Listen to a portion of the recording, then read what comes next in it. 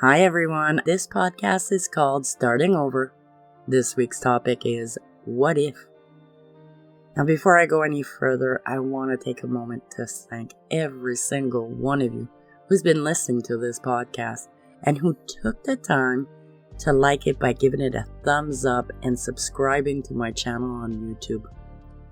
I've read and replied to all the comments I've received, and I also read and replied to all of the private messages I've received. And I have to say that this journey is letting me know I'm not alone, and it absolutely warms my heart to know that you guys are here encouraging me, but also to find out that some of yous are on a new journey too. So it's kind of cool. We get to move forward together in the direction we've chosen. Now back to this week's podcast, which is What If? Ever since I started recording and journaling this new journey I'm on and turning it into a podcast, I've been curious about finding out where this will lead me. But this week, new questions came up, which left me questioning myself and my choice. Now, don't get me wrong, I had already chosen this week's topic, and I had even started writing my script for it. And then doubt and fear started surfacing, which made me change the topic for this week's podcast. Now, I'm sure you've been through this before, and you'll understand what I'm talking about. You know, when you come up with an idea which lifts you up, which makes your heart and mind feel so inspired and motivated to go forward with a new idea, and then fear sets in. You know, the fear of failing or even succeeding, and those perpetual what if questions that keep coming up, such as, what if I fail? What if I succeed? What if I do really well and then I sabotage myself? What if I'm not good enough? What if I can't achieve my goal? What if, and what if? You know, those perpetual what if questions. Well, at first, I wasn't sure what to do with these questions, nor the fear it kept waking up inside me. And to be quite honest, I tried ignoring them at the best I could. But they kept haunting me, and it came to a point that ignoring them was no longer an option. So I decided I would confront them and see what answer I could find. Now, for example, what if I fail?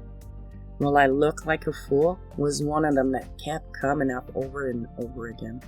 So I asked myself, if a friend of mine tried something new, would I think he or she is a failure if they weren't able to achieve their goals? Well, of course not. It wouldn't change my perception of them at all. Actually, I would think they are pretty brave for giving it a try. Thus, true friends won't look at me as a failure if I'm not able to achieve my goal. And for me, success, I don't know for you, and I'll talk about this in another podcast, but for me, success is not the end result, but rather every little step I allow myself to take. Now, changing the question and redirecting it in a way that I was able to look at the question from the outside of the situation rather than within allowed me to have a different perception and also find the answer I was looking for. So this actually empowered me instead of robbing me of a potential joy or a potential achievement. I recently read a quote which said, "Fear kills more dreams than failure ever will." And if we stop and think about it, there is so much wisdom in that quote. Fear can stop us on our path. It can rob us of our health. It can rob us of our joy.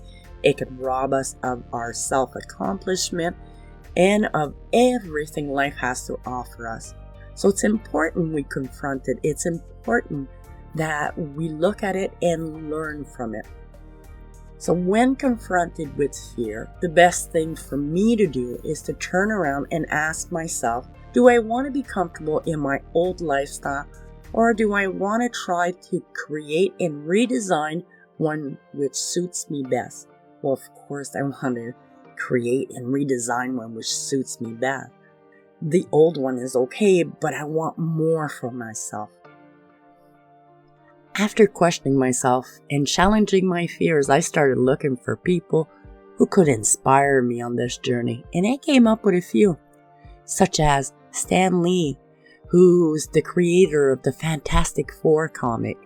He created the Fantastic Four at the age of 39, and a few years later he created the Marvel Universe, which have characters such as Spider-Man and the X-Men.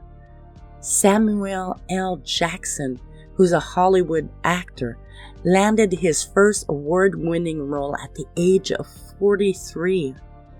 Betty White is one of the most award-winning actresses in history, but she didn't become an icon until she turned 51 after working on the Mary Tyler Show. Ray Kroc, at the age of 52, bought McDonald's and grew it into the world's biggest fast food franchise. Louise Hay, an author, speaker, and the owner of Hay House Studio, started her journey at the age of 40. So many wonderful people to look up at, and it's inspiring. They're a great source of inspiration. And then there's one person I haven't mentioned. Ourself. Looking back at everything we've already been through and surmounted, and everything we've accomplished, we are pretty darn amazing and resilient people. So this week, I decided to write a list of things I've accomplished in my life, and I was amazed to see all that I had done, and it gave me the confidence to keep moving forward with this new journey of mine.